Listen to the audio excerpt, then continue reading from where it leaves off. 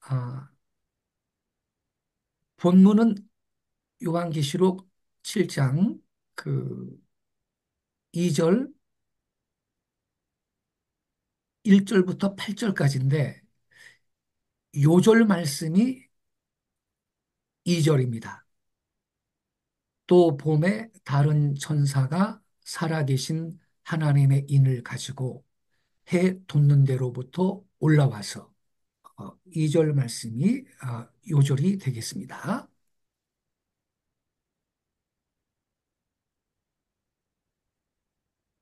에, 들어가는 말을 보겠습니다. 온 이스라엘이 구원을 받으리라는 약속의 성취. 먼저 말씀드리면 이 요한계시록 7장 1절부터 8절은 유대인 14만 4천 명이 인침을 받는 예언의 말씀인데 에, 그것은요 그 로마서 11장 26절에 보면 이방인의 충만한 수가 차면 온 이스라엘이 구원을 받으리라. 바울이 그렇게 예언을 했습니다.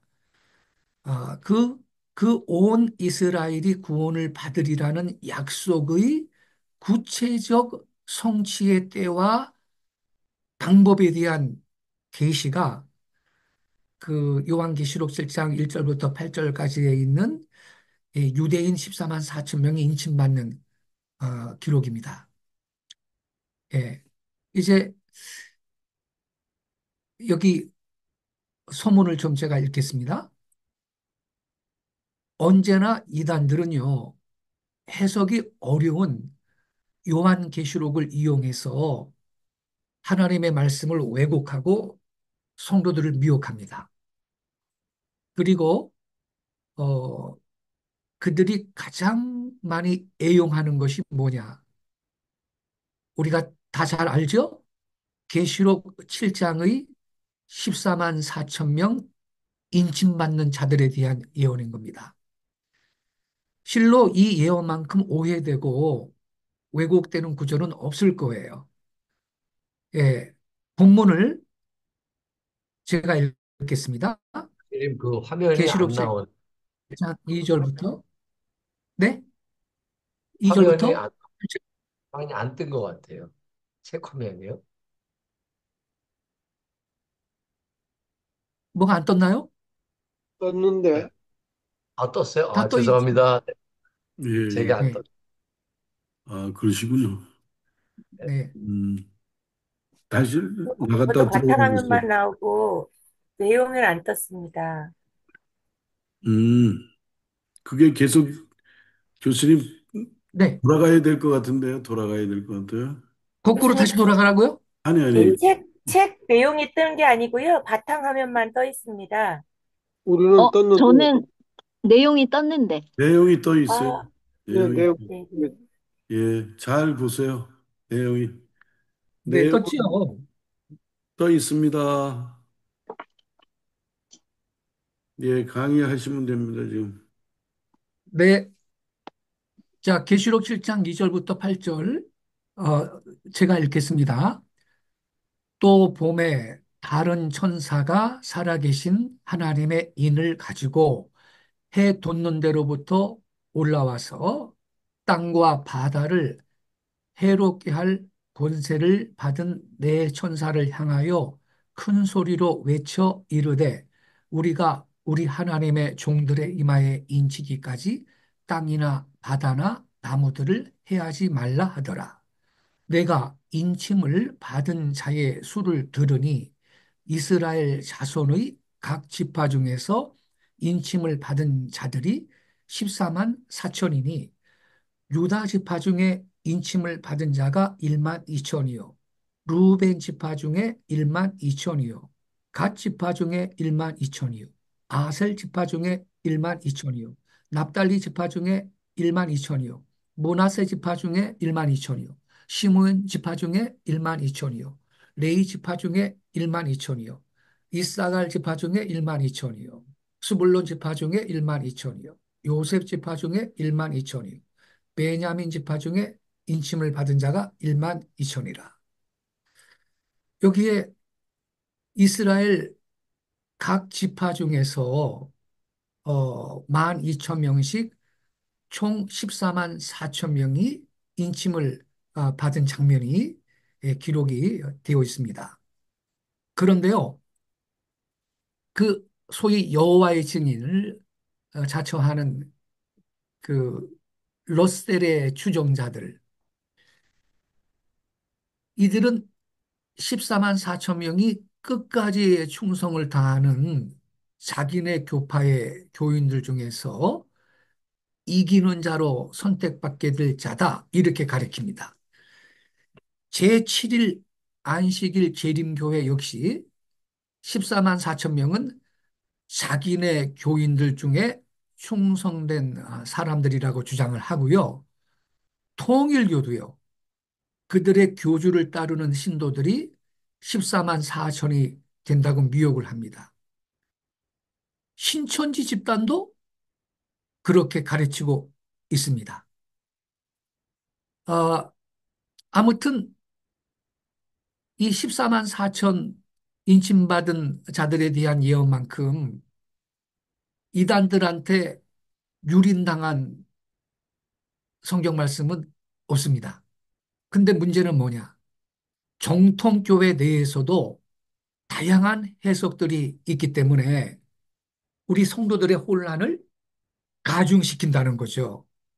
그래서 이제 여러분, 오늘 말이에요. 이 예언이 실제로 교훈하는 바가 뭐냐? 이 문제를 자세히 살펴보고 오랜 혼돈의 종지부를 찍는 그러한 시간이 될 걸 저는 확신합니다. 제가 성경 종말론을요, 40년을 공부를 했거든요. 그러니까 저는 이 오늘 이 강의안을 지금 여러분한테 드렸는데 이게 뭐 며칠 뭐 참고해가지고 연구해서 이게 작성이 된 게 아니에요. 40년 연구한 결과입니다. 이것도 참고하고 저것도 참고하고 제가 실수도 하고 여러 번 겪으면서 결론적으로 어, 정리를 한 것을 나누는 것입니다. 자, 이 말씀은요, 아까 제가 그 언급했듯이요, 예, 이스라엘 백성의 종말론적 구원에 관한 계시인데요. 그 로마서 11장 26절에 온 이스라엘이 구원을 받으리라. 이 약속이 구체적으로 어떻게 말세에 성취될 것이냐? 바로 이걸 예언한 거예요. 여러분, 세상의 그 종말을 예언하는 계시록에 이스라엘의 회복에 대한 말씀이 없을 리가 없습니다. 자, 그러면 우리가 이 본문을 바로 해석하려면요, 기본적인 상식이 있어야 돼요. 그게 뭐냐면 요한계시록의 구조에 대한 그 기본적인 지식이 있어야 됩니다. 계시록은요, 구조상 본계시와 중간계시가 번갈아 나오는 가운데 진행이 됩니다. 본계시란 뭐냐? 일곱인, 일곱 나팔,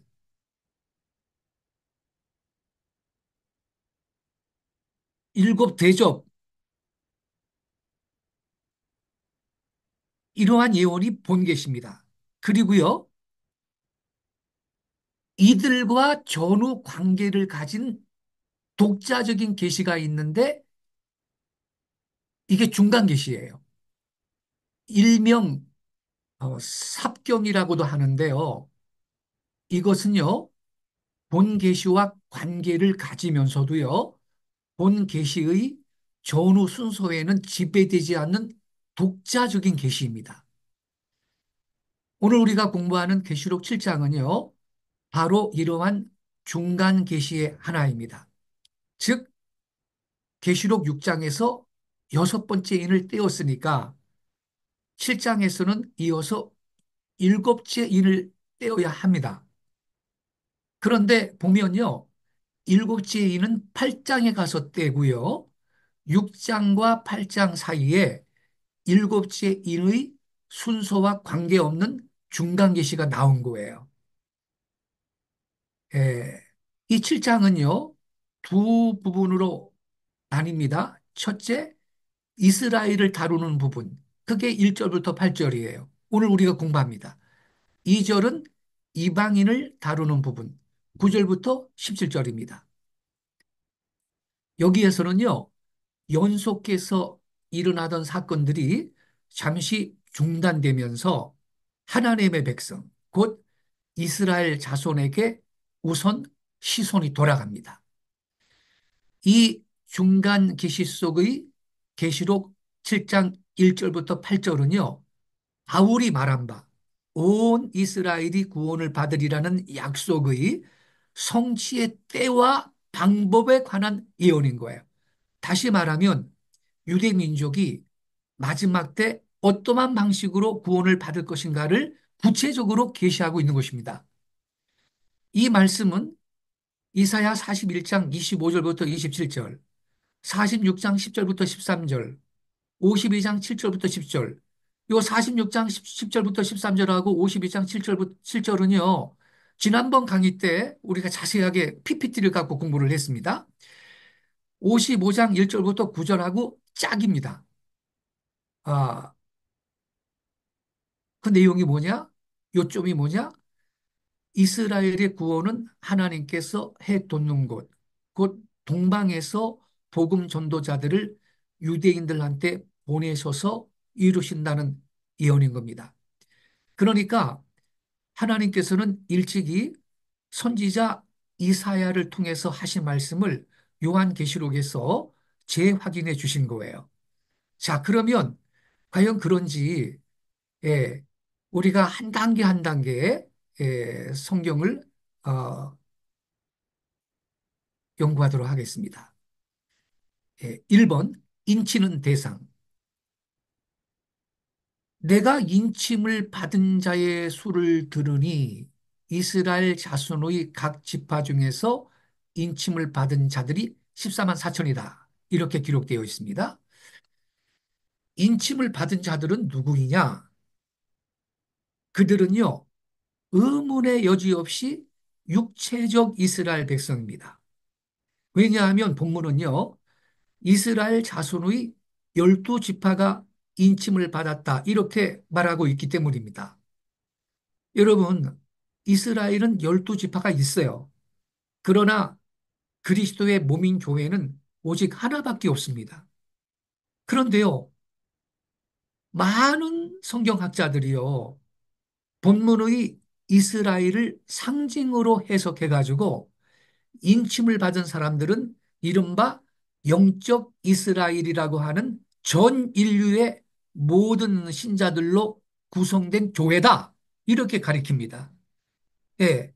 여러분 주석책 보면 이렇게 설명한 주석책들이 대부분이에요. 하지만 여러분, 12지파의 이름들이 오직 이스라엘 자손들에게만 적용된다고 볼 때 그게 교회를 가리킨다면 나는 어느 지파입니까? 우리 하 목사님, 하 총장님은 어느 지파인가요? 그걸 어떻게 설명할 수 있습니까? 이스라엘 12지파라고 명기되어 있는 이것을 영적으로 해석해서 교회라고 한다면요. 각자의 교회를 이스라엘 지파의 어느 지파에 들어맞출 것이냐 이 말입니다. 그거는요. 논의조차 불가능한 것으로 이 14만 4천 명은 문자 그대로의 이스라엘 백성이라고 보는 것이 타당할 겁니다. 그러므로 본문의 이스라엘은 교회를 상징하는 말로 해석되어서는 안 된다는 거예요. 여기에 등장하는 이스라엘은 단순히 혈통적 유대인을 말하는 것입니다. 그들은요, 한 민족인 역사적 이스라엘 백성인 거예요. 더욱이 7장 9절에서는요, 모든 나라를 말하고 있기 때문에 7장 4절에서 말하고 있는 이스라엘은 한 나라인 국가적인 이스라엘을 말하고 있음에 틀림이 없는 것입니다. 유명한 주석가 벵겔은요, 본문 4절의 이스라엘 자손을 다음과 같이 설명을 하고 있습니다. 말 그대로의 엄격한 의미에서 이스라엘 자손이다. 왜냐하면 어떤 사람들은 상징적인 의미로 받아들이기도 하지만 이 책에서는 이스라엘에 관해서 많은 것을 문자적으로 선언하고 있기 때문이다. 람페가 빠르게 말했다. 유대인은 대부분의 주석가들이 요한계시록에서 그들을 찾을 수 있었던 것보다 훨씬 더 많이 요한계시록에서 찾을 수 있다. 이렇게 그의 주석책에서 잘 설명을 하고 있습니다. 예. 그리고요, 사이스는 다음과 같이 썼습니다. 내가 성경을 읽을 때 하나님께서 이스라엘 자손이라고 말씀하셨을 때 나는 그분이 기독교인이든 아니든 유대인 혈통의 사람들 외에는 다른 어떤 것을 의미한다는 것을 이해하지 못한다. 그리고 그분이 야고보의 아들들의 12지파에 대해 말씀하시고 그 지파들의 이름을 말씀하실 때 나는 그분이 이방인들을 의미한다는 것을 믿을 수 없다. 바로 이거예요. 아니, 여러분, 이 본문에 나오는 이스라엘이 영적 이스라엘이라고 하는 무슨 교회다 그런다면요. 교회가 무슨 12지파가 있습니까? 그럼 나는 12지파 가운데 이 유석근 교수는 어느 지파 사람입니까? 그건 이방인들한테 적용 불가능한 거예요. 그리고 불린 것도 다음과 같이 설명을 합니다. 이방인 그리스도인들의 손에 이보다 더 많은 고통을 겪은 성경은 거의 없다.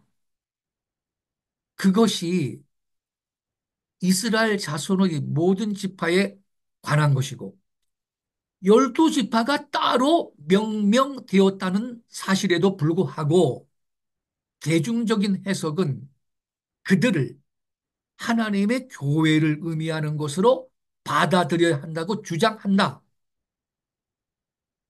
이것을 기초로 하는 모든 해석 체계는 처음부터 쓸모 없을 뿐만 아니라 장난스러운 것으로 판단되고 정죄할 수 있다. 이 불린거 박사는 아주 강력하게 그 말씀을 하셨습니다. 장난스러운 것으로 판단되고 정죄될 수 있다. 이렇게까지 말해요. 결국에는 모든 진리를 헛되이 가져다 준다. 이렇게 지적했어요. 그렇습니다. 어, 이걸 14만 4천 인침받은 자들을 이방인 교회로 적용을 한다면 우리는 중요한 진리 하나를 놓치게 될 것입니다. 아주 중요한 계시를 우리는 잃어버리게 될 거예요. 다음 페이지로 갑니다. 자, 그렇다면요. 어,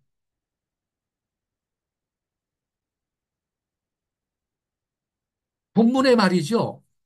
계시록 7장에 이스라엘 자손의 각 지파 그랬는데 그 말이 문자적으로 설명되어야 하는 이유. 본문 7장 4절의 이스라엘 자손도 역시 문자적으로 설명이 되어야 하는데 그 발락이 발람이 이스라엘 자손 앞에 올무를 낳았다라는 말씀이 있거든요. 계시록에. 그럼 그건 문자적인 이스라엘 아닙니까? 그렇다면 여기 본문 7장 4절의 이스라엘 자손도 역시 문자적으로 해석이 되어야 한다는 거죠. 보세요. 여기 나오죠? 계시록 2장 14절. 그러나 내게 두어 가지 책망할 것이 있나니 거기 내게 발람의 교훈을 지키는 자들이 있도다. 발람이 발락을 가르쳐 누구 자손 그랬습니까? 이스라엘 자손 앞에 걸림돌을 놓아 우상의 제물을 먹게 하였고 또 행음하게 하였느니라. 이게 계시록 2장 14절에 있는데 여기에 분명히 발람이 발락을 가르쳐 이스라엘 자손 앞에 그랬는데 그럼 이 이스라엘 자손이 영적 이스라엘이다 그러면서 이방이 교회다 이렇게 해석하면 말이 되겠느냐 이 말이에요. 이게 역사적인 이스라엘 사람들을 말하는 거지. 그래서 여기에 똑같은 이스라엘 자손이라는 말이 나오는데 이 이스라엘 자손이 문자적으로 설명되어야 하잖아요. 그렇다면 오늘의 본문 7장 4절의 이스라엘 자손도 역시 문자적으로 해석되어야 마땅하다 이 말입니다. 밑으로 가서 또한 계시록 5장 5절에 언급된 유다 지파라는 말이 문자적으로 이해되듯이 7장 5절에 언급된 유다 지파도 문자적으로 이해해야 할 겁니다. 자, 계시록 5장 5절 보세요.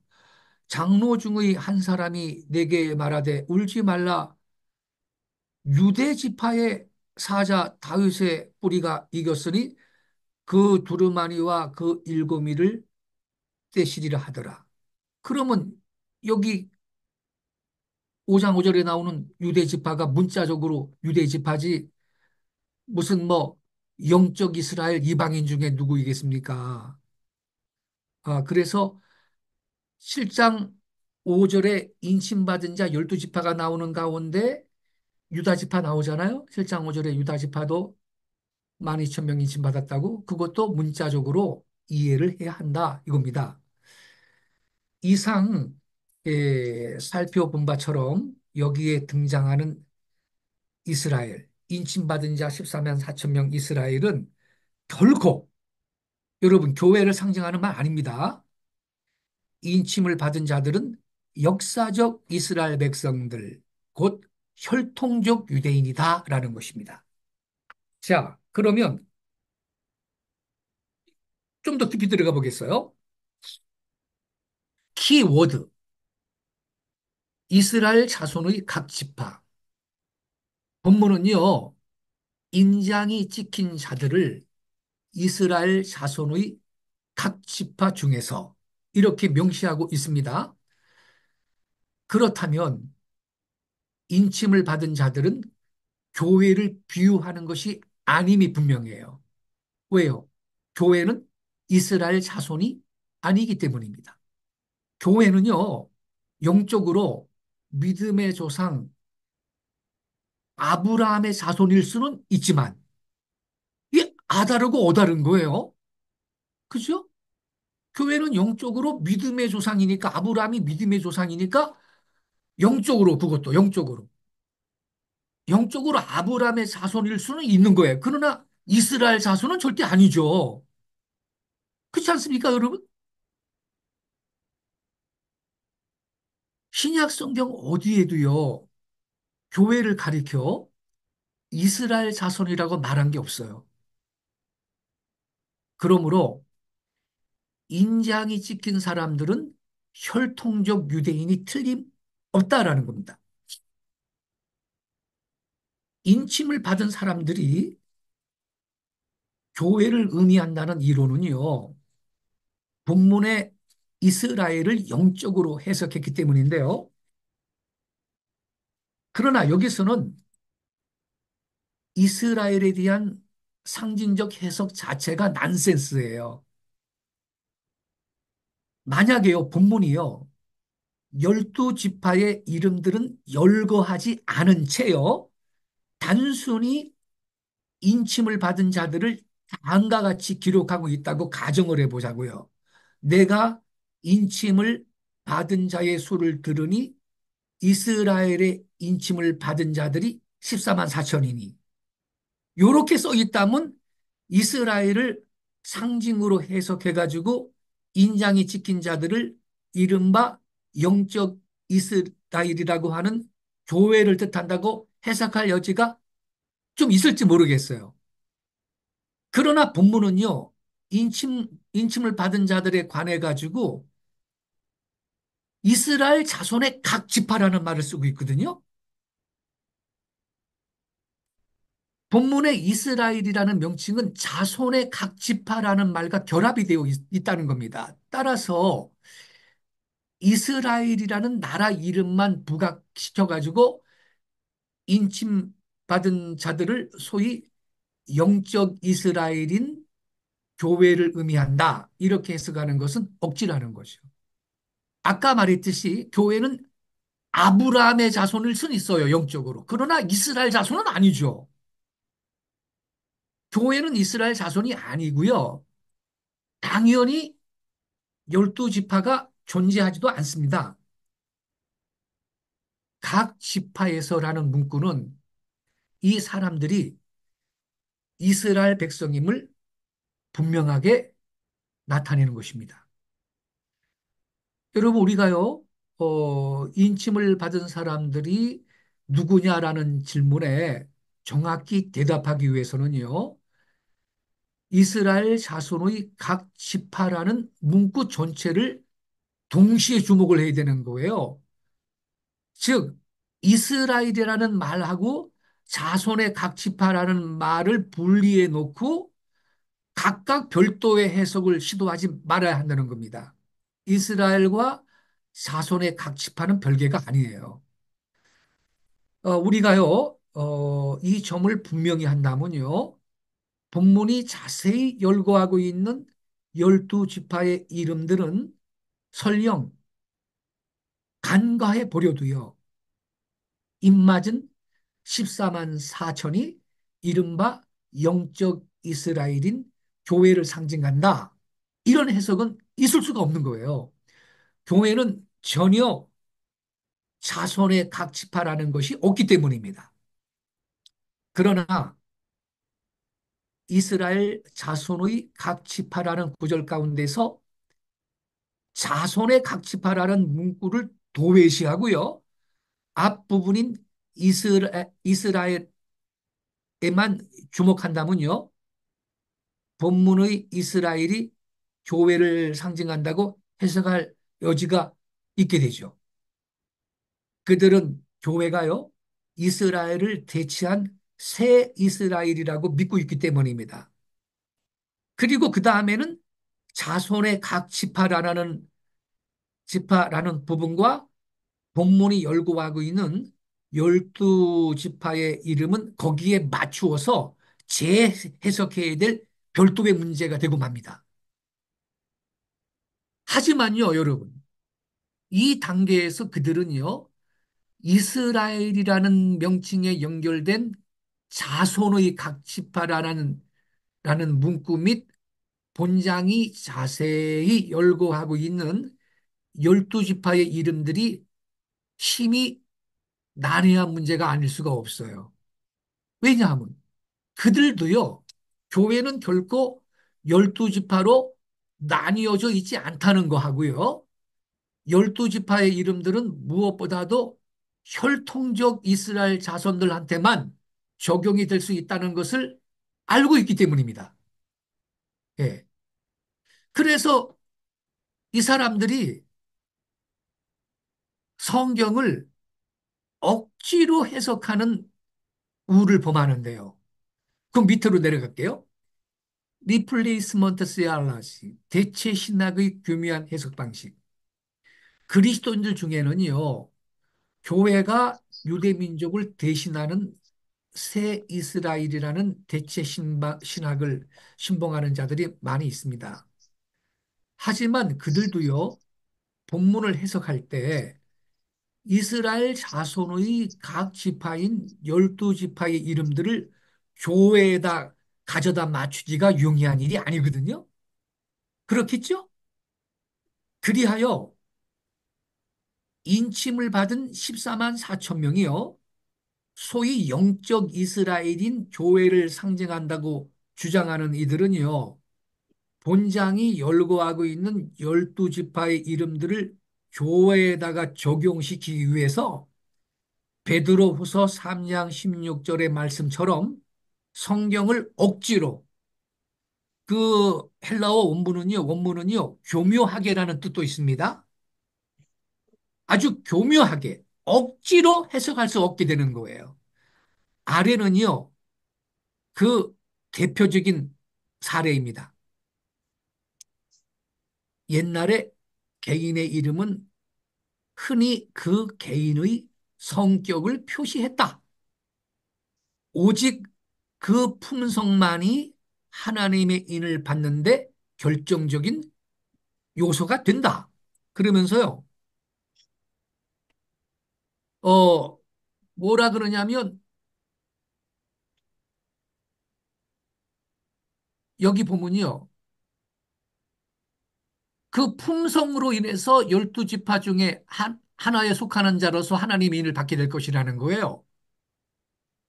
12지파의 이름에 나타난 뜻은 다음과 같다. 유다. 여러분, 유다는 뜻이 뭐죠? 찬양이란 뜻이에요. 유다는 찬양. 어, 이스라엘 백성이요, 광야에서 행진을 할 때요, 텐트 치고 장막 치고 살다가 이제 성막 위에 있는 구름 기둥이 먼저 앞서 나가면요, 다 출발하라는 신호잖아요? 그러면 전부 이스라엘 백성이 성막을 중심으로 동서남북 사방에 12지파씩 질서정연하게 텐트 치고 살다가 그 가운데 있는 성막 위에는 이 지성소 위쪽으로 낮에는 구름기둥, 저녁에 그 밤에는 불기둥이 솟아 있잖아요. 하나님의 임재의 상징이지요. 근데 어느 날 갑자기 이 구름기둥이 붕 떠서 앞으로 나가면 이제 출발하라는 사인이기 때문에 전부 천막 접고 이제 광야를 행진하지 않습니까? 그때 유다 지파가 제일 앞에 있었습니다. 무슨 뜻입니까? 유다 지파는 유다의 뜻이 찬양입니다. 우리는 우리 하나님 백성은 항상 하나님을 높여드리는 찬양, 이 경배, 이 찬양이 앞서야 한다는 겁니다. 어떤 사역이 찬양보다 앞설 수는 없습니다. 주님을 높여드리는 예배, 경배, 찬양, 이것이 가장 우선적인 사역이다라는 것을 보여주는 그림이죠.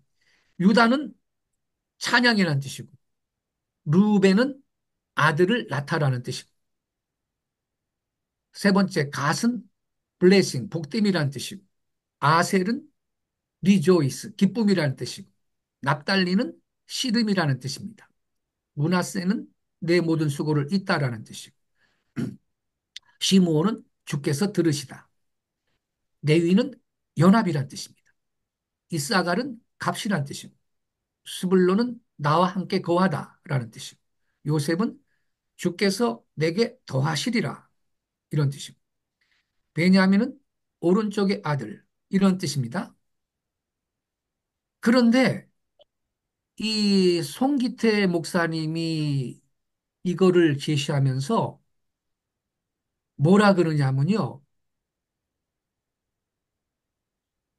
이 12지파의 그 이름의 뜻이 그 신자들의 그 품성을 보여주는 거다. 그래서 유다 지파는 뜻이 찬양이 아닙니까? 그럼 내가 찬양을 좋아하는 성도면 유다 지파라는 거야. 그 사람이 유다 지파의 한 사람으로 인침을 받는다는 거예요. 여기 4번의 아셀은 기쁨이라는 뜻 아닙니까? 그럼 내가 늘 항상 기뻐하라 이 말대로 내가 항상 기뻐하고 기쁨 충만한 가운데 그렇게 사는 성도는 나는 영적으로 아살 지파 사람이라는 거예요. 아살 지파에 속한 사람으로서 말세의 인침을 받는다. 이런 식으로 해석을 하는데 그 밑에 한번 보세요. 그래서 위와 같은 해석에 의하면 필자는 찬양을 좋아하므로 12지파 중에 유다 지파에 속하는 자로서 말세에 하나님의 일을 맡게 되는 거예요. 만약에요, 당신이요, 기쁨이 충만하신 자라면요, 당신은 아셀 지파에 속하는 사람이 되는 거예요. 근데 문제가 생겼습니다. 저는요, 찬양을 좋아하지만 기쁨도 있고요. 주님의 말씀에 순종하면서 살고자 날마다 씨름도 하고 있거든요. 예? 그런데 납달리는 씨름이라는 뜻이거든요. 납달리는. 그러면 저는요, 유다 지파 사람도 되고 아셀 지파 사람도 되고 납달리 지파에 속하는 사람도 되는 셈이죠. 이렇게 보면 저는요, 하나님의 인을 적어도 3개 이상 받을 것 같습니다. 이 무슨 괴이한 성경 해석입니까? 도대체 왜 단순한 성경을 이렇게 복잡하게 만드냐 이 말입니다. 이것은요, 성경을 억지로 곧 교묘하게 푼 것으로서 해석을 위한 해석입니다. 이건 해석을 위한 해석. 이러한 해석을 억지 해석이라고 합니다. 일명 쥐어 짜낸 해석이라고 합니다. 쥐어 짜낸 해석. 교회가 영적 이스라엘이고 참 이스라엘이라는 넓게 퍼진 생각은요, 성경의 어떤 명확한 언급에 의해서 지지되어 있지 않습니다. 바울은요, 교회를 가리켜서 이른바 영적 이스라엘이라거나 참 이스라엘이라는 용어를 사용한 적이 없어요. 여러분, 바울 서신을 전부 읽어보세요. 이방인 교회는 이방인이라고 말을 했지, 이방인 교회를 향해서 바울이 영적 이스라엘, 참 이스라엘, 이러한 용어를 사용한 적이 한 번도 없습니다. 이스라엘이라는 말은요, 이방인에 대해서 결코 성경에 사용되어 있지 않고요. 인종적 이스라엘 혹은 야곱의 자손에 대해서만 쓰여지고 있는 것입니다. 그러므로 영적 이스라엘 또는 참 이스라엘이라는 용어는요, 예수님 믿고 거듭난 유대인들을 지칭할 때만 사용되어야 옳아요. 예. 영적 이스라엘, 참 이스라엘이라는 용어를 우리가 사용할 때는 그 1차적인 의미는 뭐냐? 예수님 믿고 거듭난 유대인이라면 너희는 참 이스라엘이다. 이렇게 말할 수 있다는 거예요. 근데 이방인인데 예수 믿는 이방인이다. 그래서 이방인이지만 네가 참 이스라엘이다. 이렇게 말할 수는 없다라는 겁니다. 왜냐하면 그렇다면 바울이 그럼 이방인 교회를 향해서 참 이스라엘이다, 영적 이스라엘이다 이런 말을 사용한 적이 있어야 될 텐데 바울은 바울 서신에 보면 한 번도 이방인 교회를 향해서 그냥 이방인이라 그랬지 영적 이스라엘, 참 이스라엘 이런 말을 쓴 사례가 없습니다. 어떤 학자는요, 원형적인 이스라엘 12지파는 벌써 지상에서 소멸된 지 오래임을 들어서 계시록 7장의 14만 4천은 문자적 이스라엘 백성일 수 없다. 이렇게 또 그 주장하는 분이 있어요. 그러나 여러분, 하나님의 관점에서는요, 명확하게 어느 지파도 잃어버리고 있지 않는 겁니다. 대도는 잃어버렸지만요, 현대 유대인들은 자기가 아브라함의 육신적 자손에 속한다라고 확신할 수가 있습니다. 그래서 하나님은요, 그들이 어느 지파에 속하여 있는가를 알고 계세요. 오늘날 이스라엘 자손은 그들이 어느 지파에 속하고 있는지 아는 분들도 있어요. 어, 근데 보통의 경우 모르지만 하나님의 마음에서는 그것이 문제가 되지 않는다 이 말입니다. 예. 우리들의 주님께서 지상에 계실 무렵 이스라엘 12지파가 존재한 것에 한 것에 관해서 언급한 저기 있습니다. 자, 다음 페이지로 바로 넘어갑니다. 첫째 줄 오른쪽에 보세요.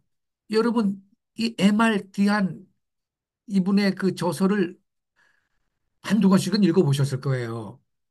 예, MRD한은요, 인침을 받은 이스라엘 자손을 상징으로 해석해서 영적 이스라엘인 교회라고 보는 사람들을 아래와 같이 통렬하게 비판을 했어요. 저들은 이스라엘 민족에 대한 하나님의 약속을 도적질하여 저주만을 그들을 위해 남겨두고 있다.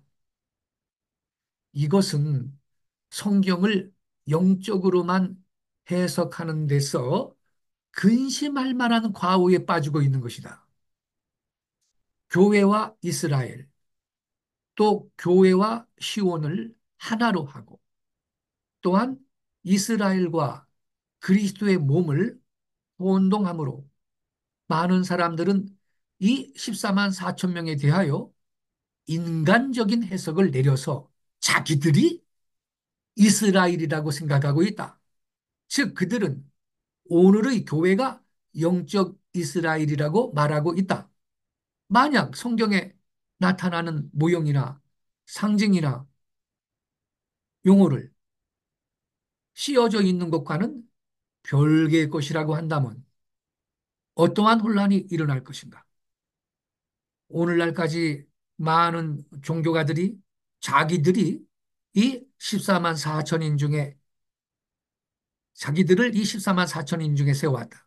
그러나 아직도 누구든지 자기들이 이스라엘의 12지파의 어느 지파에 속한다고 증명한 사람은 없다. 그러므로 성경은 그 씌어진 대로 믿는 편이 훨씬 용이하게 받아들일 수 있는 것이다라고 이분이 그 요한계시록 그의 주석책에서 이렇게 잘 설명을 했습니다. 14만 4천 인침을 받은 사람은 누구냐? MRD한이 지적한 대로요. 그들은 교회가 아니에요. 마지막 때 회심하고 예수님께 돌아올 육체적 이스라엘 백성인 것입니다. 성경이 인침받은 사람들에 관해서 이스라엘 자손의 각 지파라고 말하고 있고요. 더욱이 12지파의 이름들까지 자세히 열거하고 있는 이상 여기 계시록 7장 1절부터 8절에 등장하는 이 인장이 찍힌 사람들은요. 혈통적 유대인이다라는 겁니다. 만일 인침을 받은 사람들이 전 인류의 모든 신자로 구성된 소위 영적 이스라엘이라면 이 영적 이스라엘이라는 교회라면요. 그들을 지적하기 위해서요. 이스라엘 자손의 각 지파라고 기술하고 게다가 12지파의 이름들까지 상세히 열거했다는 것은 이상하다고 하지 않을 수가 없는 겁니다. 그러므로 인침을 받은 사람들은 역사의 마지막에 하나님에게로 회복될 육체적 이스라엘 백성인 것입니다. 아래는요, 성경 지식의 새로운 보고라는 책에서 발췌한 계시록 7장 4절에 대한 해설입니다. 성경은 세 부류의 사람들, 즉 유대인, 이방인, 하나님의 교회에 대해 말하고 있다. 계시록 7장 4절부터 8절에 언급된 것은 이분도 문자적인 이스라엘로 설명하고 있어요. 이스라엘에 관한 것이지 다른 어떤 그룹에도 해당될 수 없다. 이스라엘 지파의 이름은 성경 어디에도 이방인이나 하나님의 교회에 적용되지 않는다. 제대로 설명하고 있는 겁니다. 심지어 이스라엘이라는 용어가 교회를 가리킬 수 있다고 잘못 믿는 사람들 중에서도 어떤 사람들은 이 구절에서 이스라엘을 교회로 어,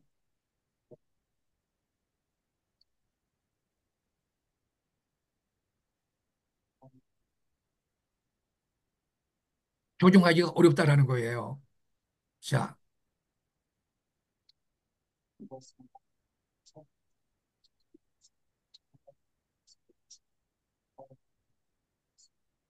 어, 이스라엘이요. 다른 곳에서는 영적 이스라엘, 즉 지상에 택함 받은 자들을 지칭할 수 있겠지만 여기서는 지파들의 이름이 하나씩 명시되어 있는데 이게 중요한 거예요. 지파들의 이름이 하나씩 명시되어 있는데 이 이름들은 문자적인 의미 외에는 아무것도 가질 수가 없음이 분명하다. 이분도 이렇게 잘 설명을 했습니다.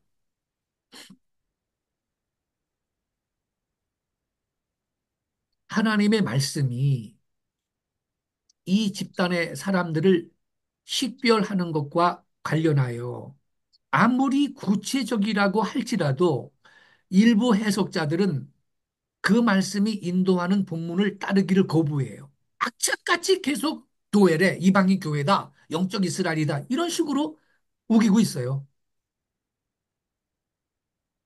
이것은 그들이 이 구절의 명백한 유대적 성격을 인식하는데 반대하는 신학적 편견을 가지고 있기 때문인 것입니다. 바로 대체신학의 관점이죠. 그들은요, 유대인의 모든 것에 대해 너무나 병적으로 편견을 가지고 있기 때문에 이스라엘 민족을 언급하는 자비로운 것은 무엇이든 말씀에 기록된 것과 다른 방식으로 이해되어야 한다고 미리 결론 내려요. 그래서 아까 MRT안이 그랬죠. 이스라엘에 대해서 언급하는 자비로운 축복 이런 것은 다 교회로 적용하고 이스라엘한테는 저주만 남겨놨다고. 이게 대체 신학의 오류입니다. 그거는요, 중요한 진리 한 가지를 사장하는 거예요. 비극인 거죠. 자, 그러면 여기에서 한 가지 체크합시다. 계시록 7장의 12지파가요. 구약의 12지파와 다른 이유가 뭐냐? 인침을 받은 자 14만 4천에 대하여 기록하고 있는 계시록 7장 4절부터 8절까지 숙독해 보면요. 이 여기 이 12지파는요. 구약의 12지파는 조금 달라요. 왜 그런지 그 이유를 확인해 보겠어요. 첫째요. 서열에 관한 것인데요. 유다 지파가 첫 번째로 기록이 되어 있습니다. 유다는요, 야곱의 넷째 아들이었어요. 그런데도 사도 요한은 왜 유다를 첫 번째로 기록을 한 것이냐? 이는 그의 자손에서 구주 예수 그리스도가 나심으로 첫째에 놓인 겁니다. 예수님은 유다 지파죠? 유다 지파의 사자죠? 예, 광야에서요, 진을 치고 자리를 배치할 때 외에는요, 유다 지파가 이스라엘 12지파의 명단에서 맨 앞에 나오는 경우는 구약 성경 어디에서도 찾아볼 수가 없는 거예요. 근데 여기 14만 4천 인침받은 자들 12지파가 딱 열거되어 있는데 유다 지파가 첫 번째로 나오거든요. 어, 왜 그랬느냐? 이 예외는 유다 지파에서 나신 메시아의 우선권을 강조한 것이 분명한 겁니다. 둘째로 단과 에브라임 지파가 없는 반면 에, 죄송합니다. 어, 단과 에브라임 집사가 그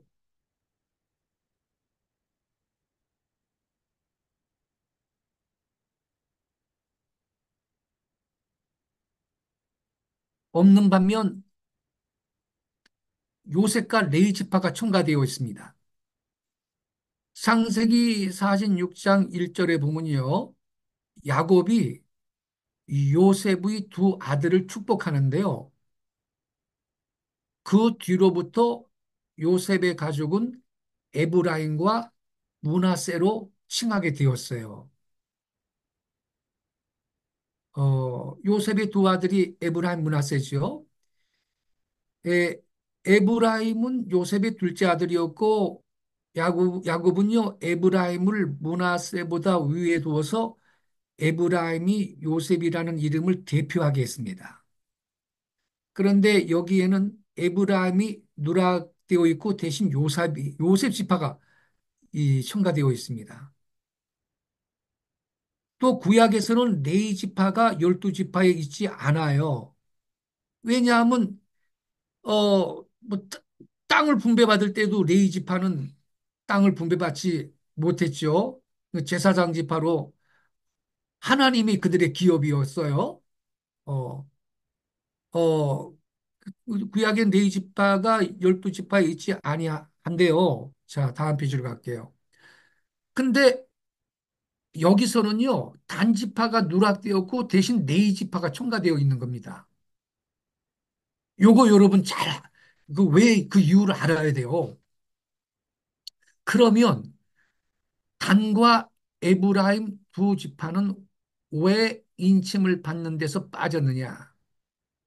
그 이유는요, 단과 에브라임 지파는 특별히 우상과 관계가 있기 때문입니다. 이 사사기 18장 30절 제가 읽을게요. 단 자손이 자기들을 위하여 그 새긴 신상을 세웠고 모세의 손자 게르솜의 아들 요나단과 그의 자손은 단지파의 제사장이 되어 그 땅 백성이 사로잡히는 날까지 이르렀더라. 하나님의 집이 실로에 있을 동안에 미가가 만든 바 새긴 신상이 단 자손에게 있더라. 여러분, 솔로몬 사후에 북이스라엘 남유다로 분단이 됐지 않습니까? 분단이? 그런데 이 북쪽에 말이죠. 이 단지파가 어 신상을 세우고 이스라엘 백성이 타락하는데 영적으로 타락하는데 주도적인 역할을 합니다. 열왕기상 12장 28절 이에 계획하고 두 금송아지를 만들고 무리에게 말하기를 너희가 다시는 예루살렘에 올라갈 것이 없도다. 이스라엘아 이는 너희를 애굽 땅에서 인도하여 올린 너희의 신들이라 하고 하나는 베들에 두고 하나는 어디에 뒀다 그랬어요. 단에 둔지라 단지파의 영토입니다. 이 일이 죄가 되었으니 이는 백성들이 단까지 가서 그 하나에게 경배함이라. 지금 말이죠. 솔로몬 사후에 북이스라엘 남유다로 분단이 됐는데 성전이 있는 예루살렘은 남쪽 유다 지파 쪽에 있거든요.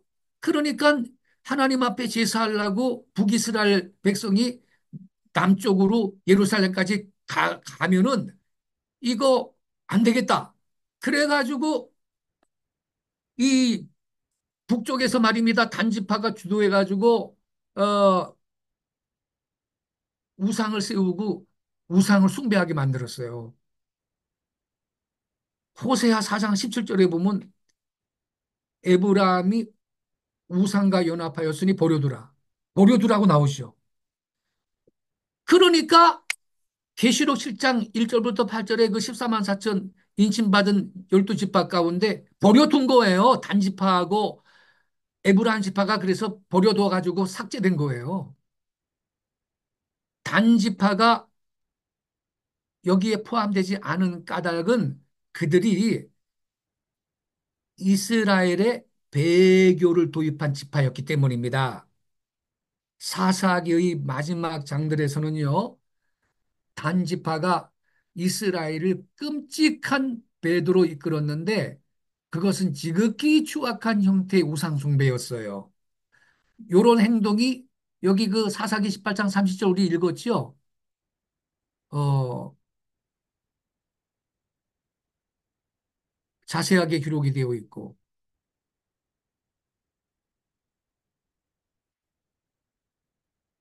사사기 18장 30절에는 이런 행동을 그 땅 백성이 사로잡히는 날까지 이런 행동을 했다는 거예요.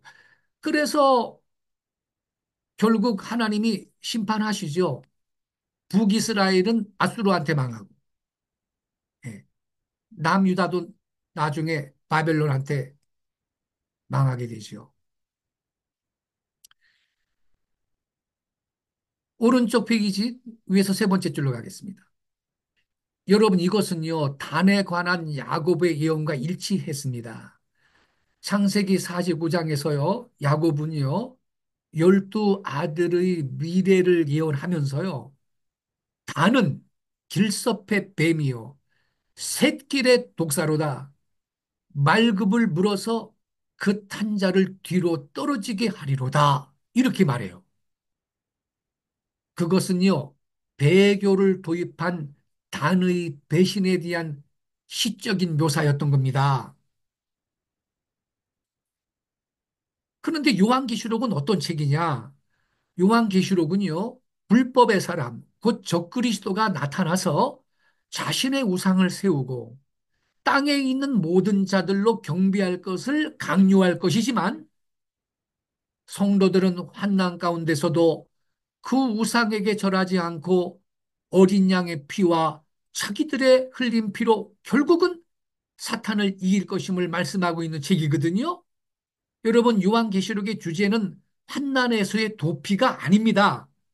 이기는 겁니다. 승리. 계시록의 주제는 환난에서의 도피가 아니라 이기는 것이고, 우리는 우리 자신의 생명을 사랑할 것이 아니라 우리 생명을 버림으로써 사탄과 적그리스도와 거짓 선지자들을 이길 준비를 해야 한다라는 것입니다. 환난 도피 사상은 사단의 사상입니다, 여러분. 이 같은 이유로 인장이 찍힌 12지파의 이름 가운데서 역사적으로 우상숭배의 오점을 갖고 있는 단과 에브라임 지파를 빠뜨린 거예요. 여러분, 여호와 하나님은요, 우상숭배를 무엇보다 가증하게 여기십니다.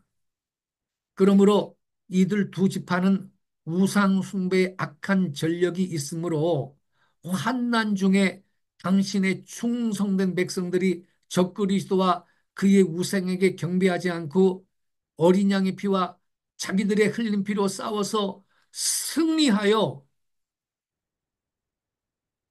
결국은 이긴 자가 될 것을 이 묘사하고 있는 이, 이 요한계시록은 바로 그들한테 용기를 주기 위해서 믿음을 북돋아 주려는 책인 요한계시록에서 이들 두 지파를 누락시켜 버린 거예요. 그래서 여러분, 참 제가 기가 막힌 게요. 어떤 얼빠진 그 목사님들이나 이 성도들이 우리 민족이 단지파의 후손이라고 떠드는 분이 있거든요. 그게 뭐가 영예롭다고 그래 우리 민족이 단지파의 후손이라 그럽니까? 그렇게 설교하는 부흥 강사들 좀 있었거든요.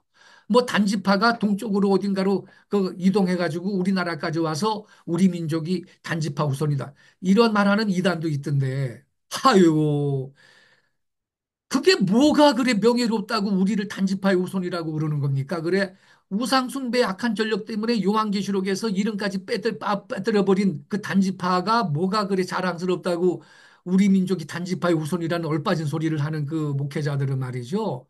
성경 좀 깊이 좀 연구할 필요가 있습니다. 우리는 단지파 후손이 아닙니다. 우리가 왜 단지파 후손입니까? 자, 물론요. 역사를 공부하면요. 그 유다 백성이 바벨론 포로 생활을 70년 한 다음에 그 페르시아의 고레스가 신바벨로니아를 때려 부수고 유대인들은 너희 고토로 돌아가라 교환령을 내렸잖아요. 어, 그런데 우리는 그때 뭐 유대인들이 바벨론에 포로 생활하던 유대인들이 몽땅 다 갔다고 그 선입견을 갖고 있는데 안 그래요. 소수만 갔어요. 많아야 한 5만 명 정도 갔어요. 그럼 나머지는 왜 안 가느냐? 70년 동안 완전히 포로로 다 끌려가고 성전은 무너지고 어 거기 숲풀만 잡초만 우거지고 70년 동안 잡초가 우거지고 짐승이 살고 있는 그러한 황무지가 되어 있는데 거기 가가지고 또 고생하고 싶지 않았던 거예요. 70년 포로 생활을 했는데 나름 바벨론에서 그 생활이 익숙해져 있었던 겁니다. 그래서 소수만 간 거예요. 이게요. 아이 참, 그 유대인들 그 당시 나쁜 놈들이네. 우리가 이렇게 생각할 수 있지만 오늘날 우리들도 그래요. 결정적인 상황이 오면요. 주님을 위해서 기꺼이 희생하고 고난받는 길을 안 택합니다. 많은 분들이. 타협합니다. 적당히 살라 그럽니다. 근데, 근데 나중에 말이에요. 그 바벨론에 이 나라가 망하고 바벨론 포로로 끌려갔는데, 근데 역사가 흐르면서 이제 메데 파사 제국도 망하고, 그 다음에 그리스 제국이 오고 그러는데, 이 역사가 흘러가면서 그 바벨론에 망해서 포로로 끌려갔던 유대인들, 또 아수르한테 그 721년에 북이스라엘은 아수르한테 망했잖아요. 이 열 지파가 망했는데 그때 아수르한테 망했던 유대인들 가운데 일부가 그 저 중앙아시아를 지나가지고 이제 중국도 거쳐가지고 한반도까지 그 유대인 유민들이 일부 들어왔을 것이다라고 연구한 학자들이 있어요. 그것도 유대인 이 학자들 가운데. 뭐 그럴 가능성이 있다고 칩시다. 그렇다 하더라도 그들은 우리 한국인한테 동화된 겁니다. 그렇게 봐야 되고. 근데 이 정도로 설명하는 게 아니라 아예 대놓고 우리는 단지파의 후손이다. 이렇게 말을 하는 분이 있는데 그게 뭐가 자랑스러운 일이라고 그래. 단지파가 얼마나 악랄한 집하고 독사라고 야고비가 그 예언을 했는데 그 독사는 사탄을 상징하잖아요. 그거 안 되는 겁니다. 그러니까 우리가 성경을 좀 정확히 깊이 연구해야 되는 겁니다. 자, 그래서 요한계시록의 그 12지파 인침받은 자들 가운데 이 단지파하고 에브라임 지파가 빠진 것은 그저 우상 숭배의 악한 전력 때문에 빠진 건데요. 여기 왼쪽 페이지 그 위에서 세 번째 줄 보겠어요. 이와 같이요. 그 우상 숭배죄 때문에 이 이름이 이 누락된 그 사례가 성경에 다른 곳에도 있어요. 마태복음 1장의 예수님의 족보 가운데 이 3, 4대 빠진 이름이 있습니다. 그것은 마태복음 1장 8절의 요람과 우시아 사이예요. 마태복음 1장 8절부터 9절 박스 안에 족보를 보세요.